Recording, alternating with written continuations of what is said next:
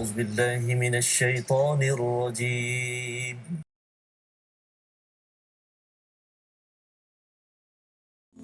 بسم الله الرحمن الرحيم الحمد لله رب العالمين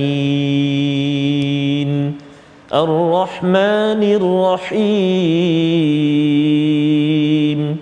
مالك يوم الدين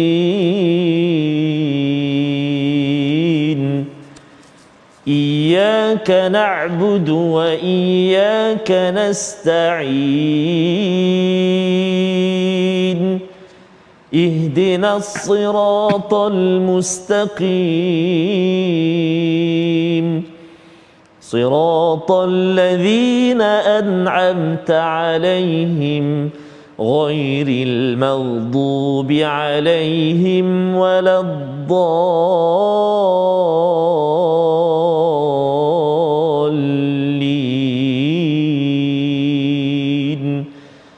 آمين صدق الله العظيم. Assalamualaikum warahmatullahi wabarakatuh. Alhamdulillah wassalatu wassalamu ala Rasulillah wa ala alihi wa sahbihi wa man wala. Allahumma salli ala sayyidina Muhammadin wa ala ali sayyidina Muhammad. Subhanaka la ilma lana illa ma 'allamtana innaka antal alimul hakim. Wa qala ta'ala rabbi shrah li sadri wa yassir li amri wa hlul 'uqdatam min lisani yafqahu qawli. Amin wa ba'da. Apa khabar ayahanda dan bonda, tuan-tuan dan puan-puan, muslimin dan muslimat, sahabat-sahabat Al-Quran yang dikasihi dan dirahmati Allah Subhanahu wa taala. Alhamdulillah, bersyukur kita ke hadrat Allah Subhanahu wa taala, masih kita diberi kesempatan, peluang dan ruang untuk kita meneruskan pengajian kita dalam My Quran Time, dan hari ini kita berada di halaman kedua surah Saba, dan bukan saya berseorangan pada hari ini.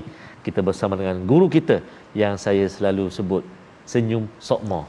Kita bersama dengan Al-Fadil, Al-Ustaz Profesor Madya, Dr. Ahmad Sanusi Azmi. Assalamualaikum Prof. Waalaikumsalam. Sihat Prof ya? Alhamdulillah. Alhamdulillah. Ustaz Tarmizi sihat Alhamdulillah.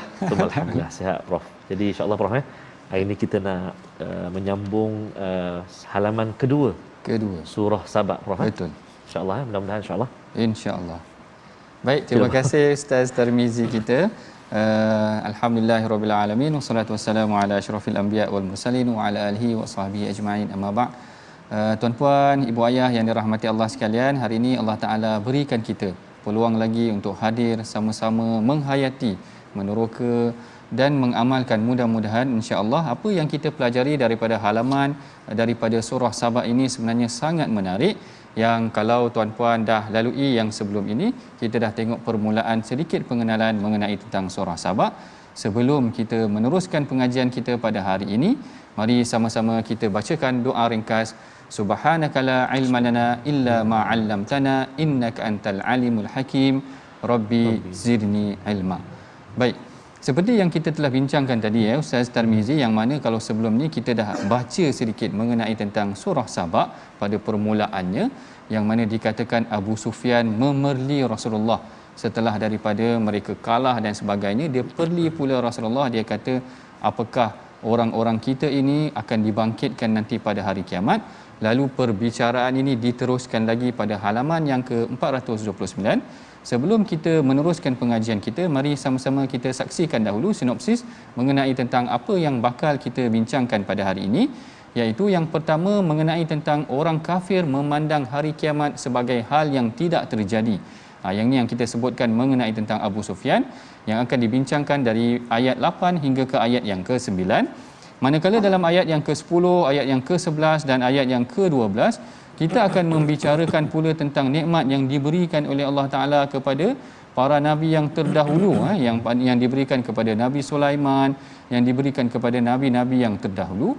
Manakala yang seterusnya pada penghujung ayat ini ataupun halaman 429 ini, kita akan membincangkan mengenai tentang nikmat yang seharusnya kita syukuri, yang mana inilah secara umumnya mengenai tentang sinopsis pengajian kita pada halaman 429.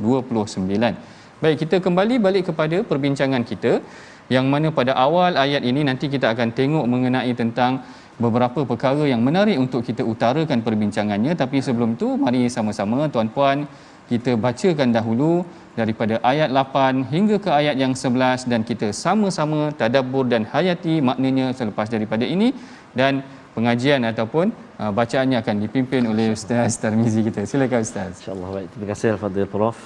Tuan-tuan dan puan-puan, sahabat-sahabat Al-Quran yang dikasihi oleh Allah Subhanahu Wa Taala sekalian, sebelum kita mulakan bacaan kita dari ayat yang ke-8 hingga ayat yang ke-11, jom kita sama-sama kongsikan, kita sabarkan pengajian kita pada hari ini bersama dengan kawan-kawan kita, jemput pakat share pengajian kita pada hari ini insya-Allah.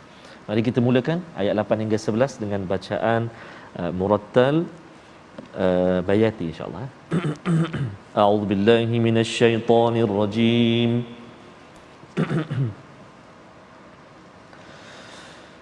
أفترى على الله كذبا أم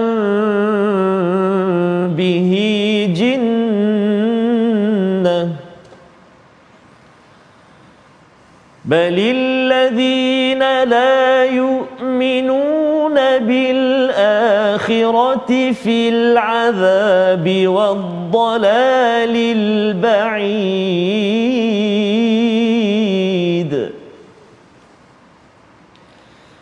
أفلم يروا إلى ما بين أيديهم وما خلفهم أفلم يروا إلى ما بين أيديهم وما خلفهم من السماء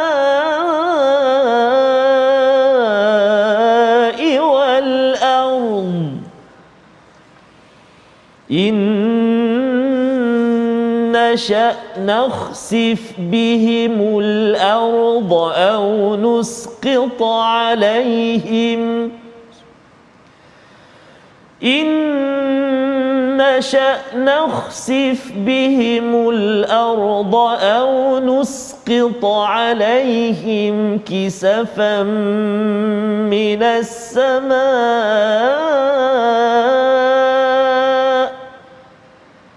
إن في ذلك لآية لكل عبد منيب ولقد آتينا داود منا فضلا يا جبال أوبي معه والطير وألنا له الحديد أن اعمل سابغات وقدر في السرد واعملوا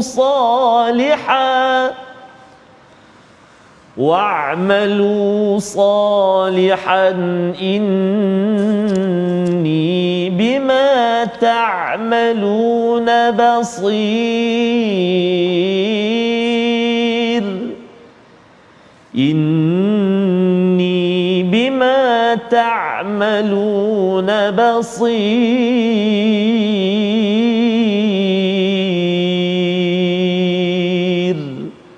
صدق الله العظيم.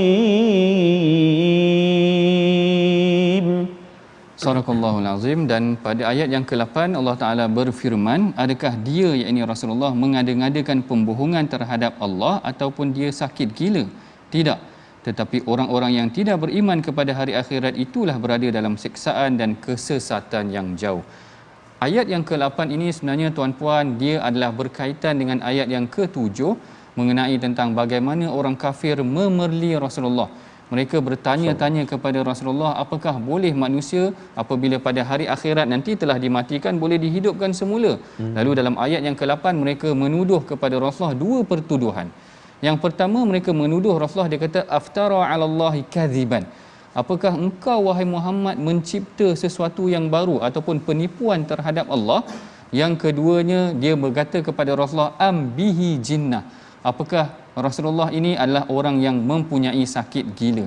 Yang ini adalah dua pertuduhan yang biasa berlaku di dalam Al-Quran, yang mana sekiranya tuan-puan perhatikan, dalam Al-Quran sendiri Allah Ta'ala menyebut ada 4 pertuduhan yang dikenakan kepada Rasulullah apabila orang Quraisy tidak dapat menerima tentang kebenaran Rasulullah. Perkara ini disebutkan oleh seorang profesor daripada University of Edinburgh. Kalau Ustaz Tarmizi pernah pergi dahulu di Scotland, ada sebuah universiti nama dia Edinburgh University, yang mana ada seorang profesor nama dia William Montgomery Watt. Nak sebut nama dia pun agak susah sikit. William Montgomery Watt ni dia kaji Al-Quran. Ini bagusnya juga orang putih ni dia kaji Al-Quran, dan dia kata interaksi orang Quraisy dengan Muhammad ini ada 4 pertuduhan yang biasa dia kata kepada Muhammad. Yang pertama dia kata Muhammad ini adalah seorang ahli syair, iaitu orang yang boleh melontarkan syair ataupun kata-kata yang memukau. Yang kedua dia katakan Rasulullah ni sebagai kahin, iaitu orang yang boleh menilik melihat masa hadapan. Yang ketiga dia menyatakan Rasulullah ni sebagai majnun. Majnun ni tidak semestinya sebenarnya tuan-puan gila, kerana yang ni William Montgomery Watt merasakan bahawa majnun di sini adalah dikuasai, possess, dia kata possess. Dan yang keempat dia katakan yang Muhammad ini adalah sahir, iaitu ahli sihir, sorcerer dan sebagainya, magician. Yang menariknya di sini adalah William Montgomery Watt perasan. Dia kata keempat-empat sifat yang disifatkan kepada Muhammad ini sebenarnya adalah keempat sifat yang mempunyai elemen supernatural. Maknanya seakan-akan Rasulullah ni memang ada sifat luar biasa pada dirinya. Bagaimana demikian berlaku? Kerana syair ini orangnya apabila dia berbicara di kalangan Arab ni dia memukau, sehingga menyebabkan orang terpukau. Ini supernatural. Mana ada orang yang biasa-biasa bercakap sehingga anak dan isteri boleh bergaduh. Jadi dia kata ini Muhammad ini luar biasa. Yang kedua kahin. Kahin adalah orang yang boleh melihat masa hadapan, yang dipanggil juga sebagai orang tilik nasib ini. Jadi seakan-akan Rasulullah ini adalah orang yang mempunyai elemen luar biasa. Yang ketiga yang disebutkan sebagai majnun di dalam ayat ini, menurut Watt dia kata bukan semestinya majnun ini maksudnya gila, tetapi dia possess, dia dikuasai sehingga dia mengucapkan sesuatu ataupun dia melakukan sesuatu yang mempunyai perkara yang tidak diketahui oleh orang lain. Dan yang keempat dikatakan kepada Rasulullah ni sebagai sahir, iaitu sorcerer ni tadi, orang yang mempunyai kuasa magic dan luar biasa sebagainya. Keempat-empat ini disifatkan oleh William Montgomery Watt sebagai satu elemen yang keempat elemen yang luar biasa. Yang anehnya dia kata tidak seorang pun yang menyifatkan Rasulullah ni sebagai seorang nabi, walaupun dia memerhatikan Muhammad ini mempunyai elemen luar biasa, tapi dia tak nak kaitkan dengan Tuhan. Semua dia kaitkan dengan elemen yang luar biasa kerana dia tak nak melibatkan perkara ini. Seakan-akan kalau dia kata Muhammad ini adalah utusan Tuhan, seakan-akan mereka menerima Rasulullah sallallahu alaihi wasallam sebagai seorang rasul. Ini yang menariknya tuan-puan. Sekalipun dia menuduh Rasulullah ni sebagai jinnah yang mempunyai sakit gila, kerana jinnah ini adalah yang daripada bahasa Arabnya menunjukkan sesuatu yang diliputi, seakannya akalnya diliputi, dia tidak boleh berfikir secara waras. Tetapi di sini juga mungkin ia membawa maksud dia diselaputi oleh makhluk yang lain yang menyebabkan dia mempunyai elemen luar biasa. Inilah kelebihan ataupun inilah pertuduhan yang dikenakan ke atas Rasulullah, yang mana nanti tengok bagaimana Allah Ta'ala jawab dalam ayat yang ke-9 dan ke-10. Perhatikan bila mana orang kafir telah menuduh Rasulullah dengan pelbagai tuduhan, akhirnya Allah Ta'ala mendidik Rasulullah. Katakan kepada mereka, afalam yarau ila ma baina aydihim wa ma khalfahum. Ayat yang ke-9 Allah Ta'ala didik Rasulullah, maka adakah mereka tidak perhatikan langit dan bumi? Yang ni adalah kaedah sebenarnya kita berinteraksi dengan orang bertelagah dengan kita, yang mana Allah Ta'ala memulakan mendidik Rasulullah, dia menggunakan rational thinking dahulu. Maknanya mengajak mereka berfikir secara rasional. Kalaulah Muhammad ni sedemikian, tidakkah kau perhatikan bagaimana Allah Ta'ala boleh menjadikan langit dan bumi yang tidak ada apa-apa pada asalnya? Kalau kita kaji tentang kejadian alam ini, mungkin ketika itu Quraisy boleh berfikir juga bagaimana sebenarnya Allah Ta'ala jadikan kejadian ini yang pada asalnya tidak ada apa-apa. Begitulah bagaimana kuasa Allah Ta'ala boleh menjadikan sesuatu yang tidak ada apa-apa kepada yang mempunyai banyak perkara yang lain. Mana tak mustahil kalau alam yang tidak ada ini boleh dihidupkan ataupun dijadikan. Apatah lagi kalau yang dah ada tinggal Allah Ta'ala nak hidupkan sahaja semula, maka tidak mustahil bagi Allah itu sendiri. Apabila rational thinking ini telah dibawa, berfikir secara rasional tidak dibawa kepada kaum Quraisy, maka Allah Ta'ala tarik pula kepada yang kedua. Elemen yang kedua adalah elemen dia membawa kepada historical evidence. Dibawanya pula kepada bukti pensejarahan. Apakah bukti-bukti sejarah menunjukkan Allah Ta'ala mampu untuk menjadikan manusia ini hebat ataupun rasul-rasul ini hebat? Maka Allah Ta'ala mula bercerita kepada kaum Quraisy tentang kisah Nabi Daud. Apakah dia kisah Nabi Daud? Yang ini yang disebutkan dalam ayat yang ke-10, walaqad ataina Dauda minna fadla. Yang mana Nabi Daud ini telah kami berikan kepadanya kurniaan ataupun fadla ni kelebihan. Fadla ini macam kita panggil Ustaz Tarmizi. Al-Fadil Ustaz Tarmizi. Fadla ini maksudnya adalah diberikan khairun wa barakah. Yang ini kita kena faham tuan-puan. Apabila sebut kepada perkataan fadla, Syekh Tantawi menyebutkan fadla ni maksudnya adalah ada khair dan barakah. Apabila kita panggil seseorang tu Al-Fadil Ustaz Tarmizi, maknanya seakan-akan kita melihat kepada kebaikan dan keberkatan yang mudah-mudahan Allah Ta'ala kurniakan kepada dia dan kita. Ianya adalah sebagai satu kelebihan yang diberikan kepada kita semua. Dan ini adalah kisah yang diberikan mengenai tentang kisah Nabi Daud, yang mana Nabi Daud ni Masya Allah luar biasanya kerana dia boleh berinteraksi dengan makhluk yang lain. Perhatikan apa yang Allah Ta'ala sebutkan, dan telah kami berikan kepada Nabi Daud kurniaan daripada kami. Wahai gunung ganang dan burung-burung, bertasbihlah berulang-ulang bersama Daud dan kami melembutkan besi untuknya. Masya Allah tuan-puan. Apakah yang dimaksudkan dengan gunung ganang bertasbih bersama dengan Nabi Daud? Ini adalah kelebihan yang diberikan kepada Nabi Daud. Menurut Al-Imam Ibn Kathir, ada 4 kelebihan yang diberikan kepada Al-Imam diberikan kepada Nabi Daud, iaitu dia diberikan fadlun mubin, kelebihan yang nyata. Yang kedua, diberikan nubuwah wal mulk, diberikan kenabian dan kerajaan. Yang ketiga, diberikan kekuatan tentera yang luar biasa. Yang keempat, diberikan sautul azim, yang diberikan kuasa yang hebat ataupun suara yang hebat, sehingga kan apabila dia bertasbih sekali dengan gunung ganang dan burung-burung bertasbih dengannya. Seakan-akan apabila Nabi Daud ini bertasbih, seluruh alam bertasbih dengan dia. Ini adalah satu kuasa yang luar biasa diberikan kepada Nabi Daud. Suara yang dimiliki oleh beliau menjemput para makhluk yang lain untuk bertasbih dengan dia. Masya Allah. Yang ini yang kita perhatikan juga, bagaimana Rasulullah apabila dia mendengar Abu Musa Al-Ash'ari. Yang ini kita pernah ceritakan sebenarnya tuan-puan. Apabila Nabi SAW mendengar Abu Musa Al-Ash'ari membaca Al-Quran pada malam hari, lalu dipujinya Abu Musa. Rasulullah kata kepada Abu Musa, laqad utiya hadza mizmaran min mazamir ali Daud. Sesungguhnya Abu Musa ini telah diberikan seruling, yang mana seakan-akan seruling ali Daud, yang mana suaranya sangat sedap. Seakan-akan Nabi Daud tadi apabila dia bersuara, bila dia bertasbih dengan seluruh alam. Ini adalah kelebihan yang diberikan kepada Nabi Daud tu sendiri. Dan kelebihan yang ketiga yang disebutkan juga di dalam ayat ini, wa alanna lahul hadid, iaitu diberikannya kelebihan untuk melembutkan besi. Menariknya di sini Al-Imam Hasan Al-Basri menyebutkan kelebihan Nabi Daud ini dalam melembutkan besi, dia seakan-akan boleh melembutkan besi tanpa api. Masya Allah. Yang ini disebutkan oleh Al-Imam Ibn Kathir, dia kata kana la yahtaju an yadkhulahu an-nara wa la yadribuhu bimitraqah. Nabi Daud ini tidak memerlukan api untuk melembutkan besi, dan dia tidak memerlukan pengetuk sehingga dia boleh menganyam besi itu seperti yang dia kehendaki. Yang akhirnya dikatakan ani'mal sabighat, yang dibuat daripada besi-besi tersebut menjadi baju besi. Ini kelebihan yang ada kepada Nabi Daud. Lalu Allah Ta'ala ingatkan kepada Nabi Daud, ani'mal sabighat wa qaddir fi sardi wa'malu salihah.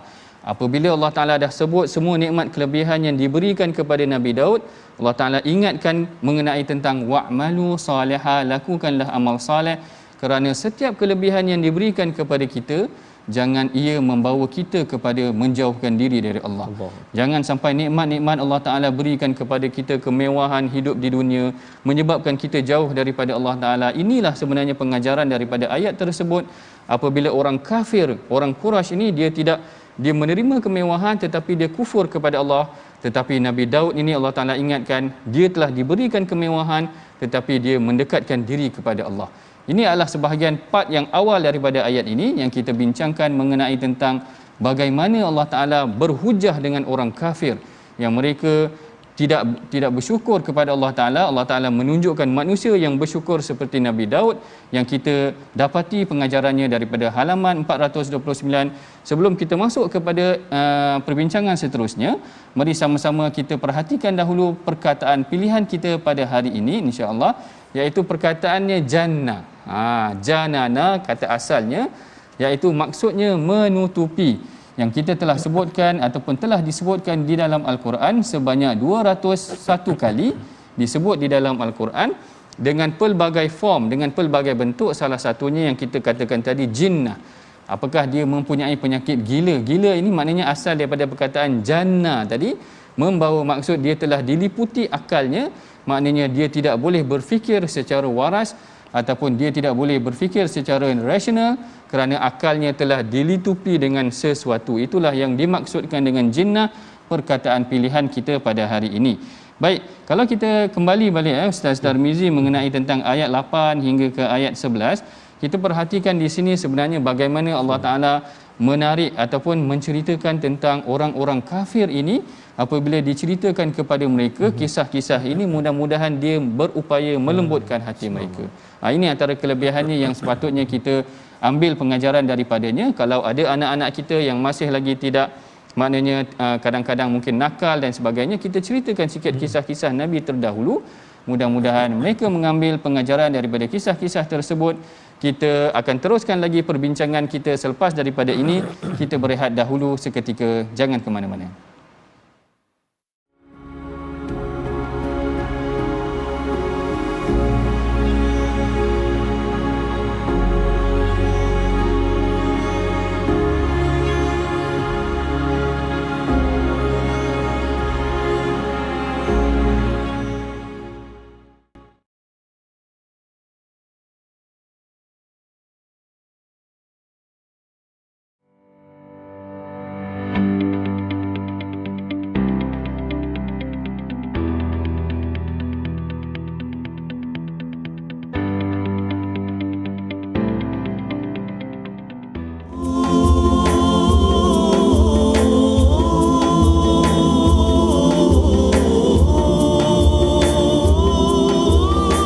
Alhamdulillah, thumma alhamdulillah. Syukur kita kepada Allah Subhanahu Wa Taala seperti mana nikmat kurniaan Allah Subhanahu Wa Taala kepada Nabi Allah Daud alaihi salam dengan kelebihan 4 yang dikongsikan tadi oleh Al-Fadil Prof kita tentang kelebihan Nabi Allah Daud alaihi salam. Antaranya yang keempat itu suaranya, Allahu Akbar. Prof, zikir itu Allah. Seluruh alam, seluruh alam berzikir dengan dia. Allahu Akbar, masya-Allah. Mudah-mudahan Allah SWT jadikan kita bila kita baca Quran, hati kita semakin seronok, semakin bahagia. Amin ya rabbal alamin. Hari ini saya kira kalau Ustaz Tarmizi sendiri baca pun seluruh alam mendengar, sebab kita akan bersiaran seluruhnya satu Malaysia. Maknanya satu Malaysia mendengar kita baca Al-Quran tu lah. Allahu Akbar. Allahu Akbar. Hebat suara Ustaz Tarmizi macam Nabi Daud tadi. Fadli Rabbi, Prof. Masya-Allah, subhanallah, tabarakallah. Baik, jadi kita nak singgah sekejap Prof ke ruangan tajwid kita.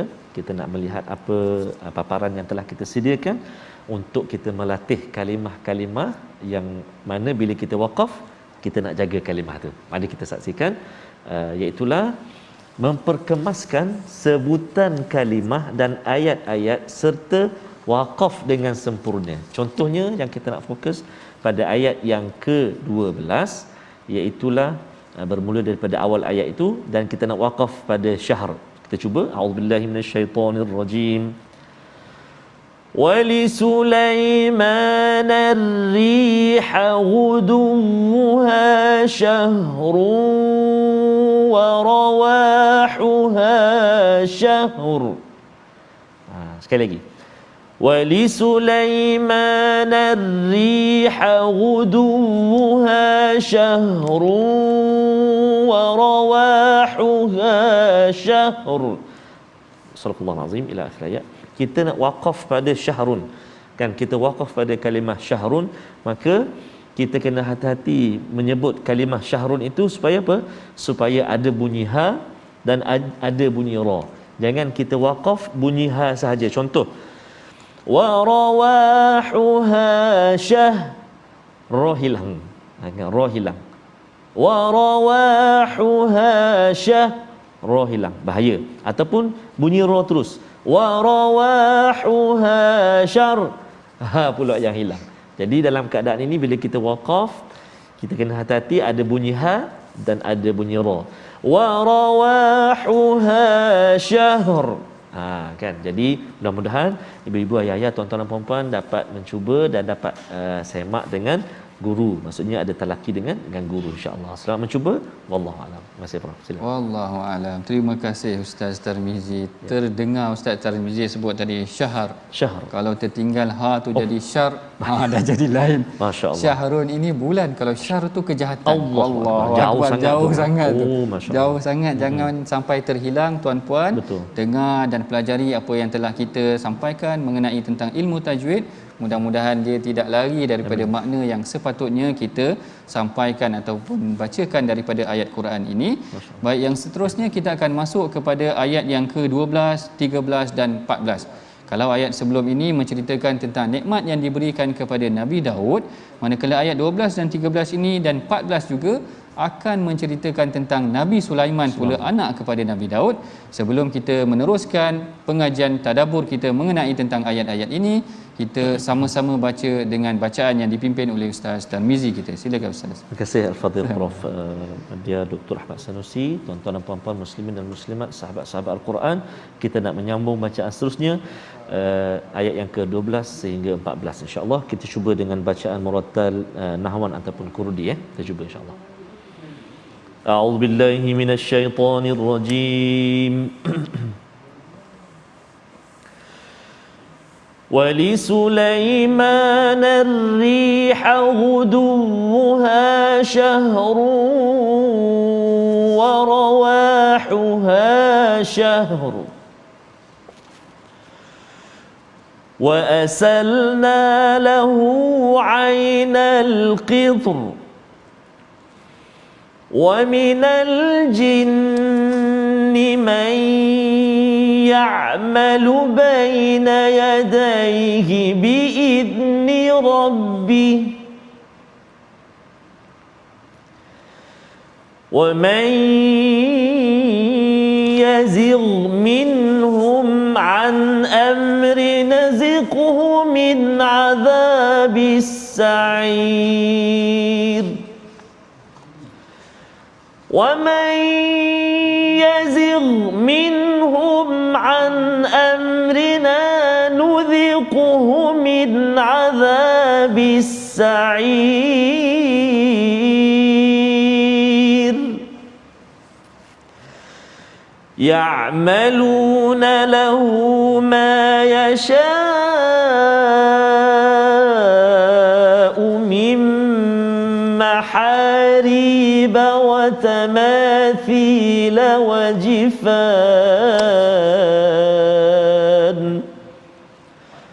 وتماثيل وجفان كالجواب وقدور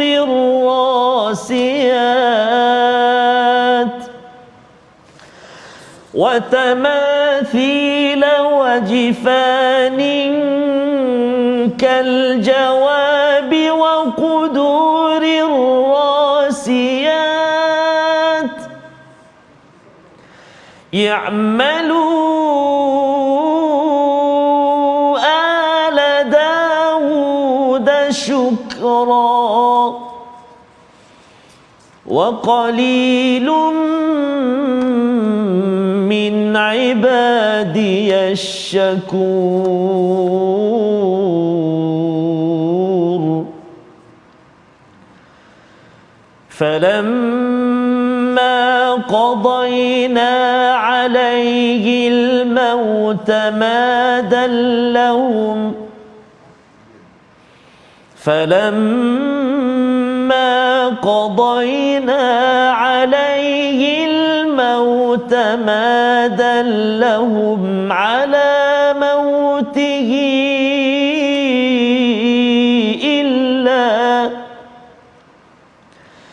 إلا دابة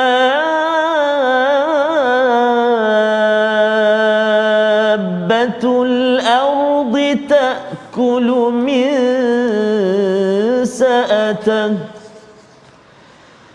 فلما خر تبينت الجن أن لو كانوا يعلمون الغيب أن لو كانوا يعلمون الغيب ما لبثوا في العذاب المهين صدق الله العظيم.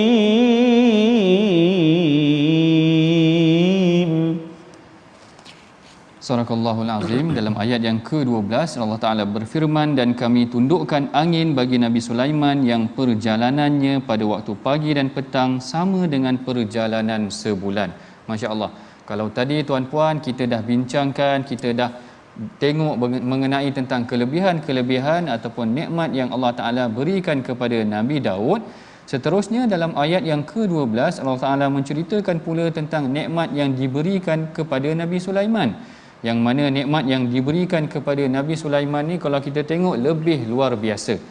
Nikmat pertama yang diberikan kepada Nabi Sulaiman ini adalah diberikan kepadanya kelebihan untuk berjalan ataupun menundukkan angin.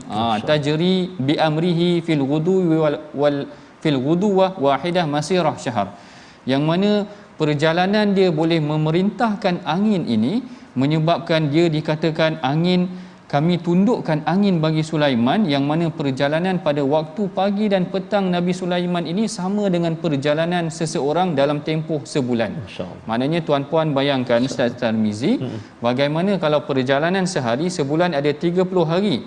Perjalanan yang Allah Ta'ala berikan kepada Nabi Sulaiman, diberikan kelebihan angin kepadanya sehingga dia boleh bergerak satu hari sama dengan perjalanan orang 30 hari, maknanya sebulan. Seakan-akan pergerakan Nabi Sulaiman dicepatkan sebanyak 30 kali ganda. 30 kali ganda ni sebagai contoh, kalau Ustaz Tarmizi nak memandu ke Johor, bawa kelajuan 120 lah. 120 biasanya, tak tahu kalau Ustaz bawa 200 ke. Bawa 120. Kalau Nabi Sulaiman ni dikali gandakan dengan 30 kali, maknanya berapa tu? Maknanya 30 lebih ataupun 3000. Maknanya kalau 3 kali ganda dah 300. Kan? Maknanya kalau 30 mencapai kepada sangat laju. Maknanya kepantasan yang diberikan kepada Nabi Sulaiman itu tadi satu kepantasan yang luar biasa. Allah Ta'ala bukan sekadar berikan dia boleh bertutur, berkomunikasi dengan haiwan, tetapi ditundukkan angin kepadanya, menyebabkan perjalanannya lebih laju daripada yang lain. Maka tidak hairanlah apabila berlaku insiden antara dia dengan Ratu Balqis, yang dikatakan seorang orang yang saleh yang boleh memindahkan istana Ratu Balqis itu dalam keadaan yang sangat pantas. Ini barangkali adalah antara kelebihan sebagaimana yang diberikan kepada Nabi Sulaiman, mempunyai penguasaan, ditundukkan kepadanya angin. Itu kelebihan pertama yang diberikan kepada Nabi Sulaiman. Manakala kelebihan yang kedua adalah wa asalna lahu ainal qitri, iaitu diberikan kelebihan kepadanya, kami alirkan cairan tembaga baginya. Yang ini juga hampir sama seperti Nabi Daud. Kalau Nabi Daud wa'lanna lahul hadid, boleh dia menempa besi itu dengan semudahnya tanpa menggunakan api. Nabi Sulaiman boleh menempa ataupun menguruskan tembaga dengan mudah, sama seperti Nabi Daud itu tadi. Dan kelebihan yang ketiga juga yang agak luar biasa ataupun memang luar biasa, yang mana para makhluk yang lain seperti binatang dan jin itu sendiri bekerja untuk dia. Bekerja untuk dia. Dan ini adalah kelebihan tiga yang diberikan, nikmat yang diberikan kepada Nabi Sulaiman. Penghujung daripada ayat mengenai tentang Nabi Sulaiman dan Nabi Daud ini, Allah Ta'ala menceritakan tentang sifat syukur. Sebenarnya ini yang dia punya key point dia ataupun perbincangan utama dalam halaman ini. Bagaimana daripada ayat yang ke-10 hingga ayat yang ke-14 menceritakan tentang nikmat yang diberikan kepada Nabi Daud dan Nabi Sulaiman. Tapi apa sebenarnya yang kita nak faham daripada nikmat-nikmat ni? Nikmat-nikmat ni menunjukkan bagaimana Allah Ta'ala cerita kepada Quraisy. Quraisy, kamu engkar kepada Allah Ta'ala. Kamu tidak percaya yang kita akan dibangkitkan. Kamu menafikan Muhammad. Kamu perhatikan bagaimana kehidupan kamu mewah tetapi ia membawa kamu kepada kekufuran. Sedangkan kami dahulu pernah berikan bagai-bagai nikmat luar biasa kepada hamba-hamba kami, tetapi mereka tunduk dan patuh kepada Allah. Nabi Sulaiman pergerakannya 30 kali ganda lebih laju daripada kamu. Boleh naik atas angin ataupun bergerak dengan angin itu sendiri. Boleh bercakap dengan haiwan. Para jin bekerja untuk dia dan sebagainya. Tetapi akhirnya Allah Ta'ala kata kepada dia, i'malu ala Dawuda syukra. Wahai ahli Daud, bekerjalah dengan penuh kesyukuran ataupun kembali menjadi bersyukur kepada Allah Ta'ala. Untuk bersyukur kepada Allah Ta'ala, ini adalah poin yang nak disampaikan kepada Quraisy. Walaupun kamu hidup mewah, kamu jangan menyebabkan perkara ini membawa kamu kufur kepada Allah Ta'ala. Tengok bagaimana Nabi Daud dan Nabi Sulaiman diberikan kepada mereka nikmat, tetapi mereka tidak kufur kepada Allah Ta'ala. Baik, kembali pula kita bagaimana praktikalnya, secara praktikal bagaimana Rasulullah mempraktikkan tentang konsep syukur ini. Kalau kita tengok ayat yang ke-11 dan 12 menceritakan tentang bagaimana ahli Daud ataupun keluarga Daud ini menggunakan nikmat mereka untuk bersyukur kepada Allah Ta'ala. Yang begini juga yang Allah Ta'ala sebutkan, i'malu ala Dawuda syukra wa qalilun min ibadiyas syakur. Allah Ta'ala kata kepada Nabi Daud, bekerjalah wahai keluarga Nabi Daud untuk bersyukur kepada Allah Ta'ala, dan sedikit sekali daripada hamba-hambaku yang bersyukur. Iaitu konsep yang pertama yang kita faham daripada syukur adalah dengan nikmat yang diberikan kepada kita, kita menggunakannya ke jalan Allah untuk melakukan amal soleh. Ini perkara pertama yang menunjukkan kita bersyukur. Bersyukur bukan sekadar kita bercakap Alhamdulillah, terima kasih dan sebagainya. Alhamdulillah adalah salah satu kaedah juga manifestasi kita kepada kesyukuran. Tetapi alangkah baiknya kalau kita boleh menambah lagi amal soleh kita. Ingat tak tuan-puan bagaimana ketika mana Rasulullah ini bangun qiyamul lail sehingga pecah-pecah kaki dia. Apabila ditanya oleh Sayyidatina Aisyah, wahai Rasulullah, bukankah engkau ni telah diampunkan dosa engkau? Kau ni dah confirm masuk syurga. Bukankah engkau ini adalah kekasih Allah? Lalu apa jawapan Rasulullah? Rasulullah kata, afala akunu abdan syakura. Kenapa tidak aku menjadi hamba yang bersyukur? Jadi seakan-akan Allah Ta'ala dah berikan nikmat yang banyak kepada Rasulullah, tetapi ia tidak membawa Rasulullah kepada jauh daripada Allah Ta'ala. Bahkan dia membawa Rasulullah dekat kepada Allah Ta'ala. Ini menunjukkan salah satu kaedah untuk kita bersyukur adalah dengan kita mengabdikan diri ataupun melakukan lebih banyak amal saleh. Begitu juga kalau kita tengok ayat yang lain, Allah Ta'ala memberikan nikmat kepada Rasulullah, inna a'tainakal kautsar. Kami berikan kau nikmat yang banyak, ada telaga Kausar, ada sungai Kausar dan sebagainya, syafaat Rasulullah dan sebagainya. Lalu apa perintah Allah Ta'ala setelah menerima nikmat ini? Allah Ta'ala kata, fasalli li rabbika wanhar. Maka tunaikanlah salat. Dah terima nikmat yang banyak, kembali kepada Allah Ta'ala. Lakukan amal saleh yang banyak. Banyak menyumbang dan sebagainya. Inilah salah satu tanda kita bersyukur kepada Allah Ta'ala, adalah dengan kita melakukan amal saleh seperti mana yang dilakukan oleh para nabi terdahulu, Nabi Daud, Nabi Sulaiman dan juga Rasulullah sallallahu alaihi wasallam. Dan sebelum kita masuk kepada perbincangan yang terperinci ataupun kita nak memasakkan lagi kefahaman kita mengenai tentang ayat ini, mari sama-sama kita ungkapkan ataupun ulang balik bacaan ayat yang ke-12. Boleh Ustaz? Boleh. Kita nak pasakkan lagi, nak hayati tentang pengajaran daripada kisah Nabi Sulaiman, insya-Allah. Terima kasih Al-Fadhil Prof Nadia Doktor. Tuan-tuan dan puan-puan sahabat-sahabat Al-Quran, ibu ayah yang dikasihi Allah Subhanahu Wa Taala, banyaknya nikmat yang diceritakan buat Nabi Allah Daud, Nabi Allah Sulaiman, dan mudah-mudahan kita menjadi umat dan hamba Allah yang sentiasa bersyukur atas nikmat kurniaan Allah. Mari kita baca sekali lagi ayat yang ke-12 insya-Allah. A'udzubillahi minasyaitonirrajim. وَلِسُلَيْمَانَ الرِّيحَ غُدُوُّهَا شَهْرٌ وَرَوَاحُهَا شَهْرٌ وَأَسَلْنَا لَهُ عَيْنَ الْقِطْرِ وَمِنَ الْجِنِّ مَن يديه بإذن ربه ومن يزغ منهم عن أمرنا نذقه من عذاب السعير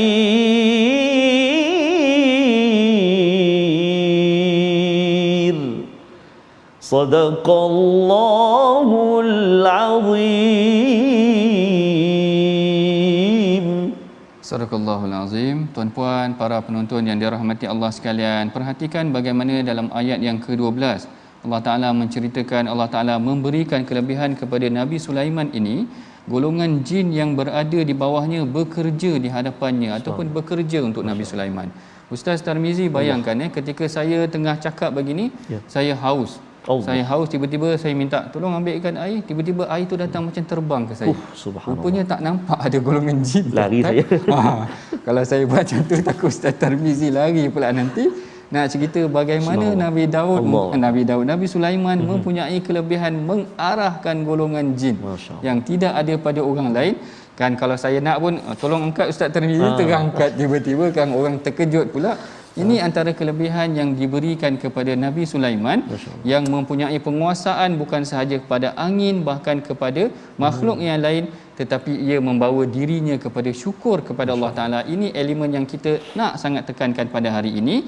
Dan pada penghujung ayat ini Allah Ta'ala kata waman yazir minhum, dan sesiapa yang menyimpang di antara mereka daripada perintah kami, kami rasakan kepadanya azab neraka yang apinya menyala-nyala. Kita tak nak dihumban ke dalam neraka kerana kufur kepada nikmat yang telah diberikan kepada Allah, dan kita tidak mahu menjadi hamba-hamba yang kufur kepada Allah Ta'ala.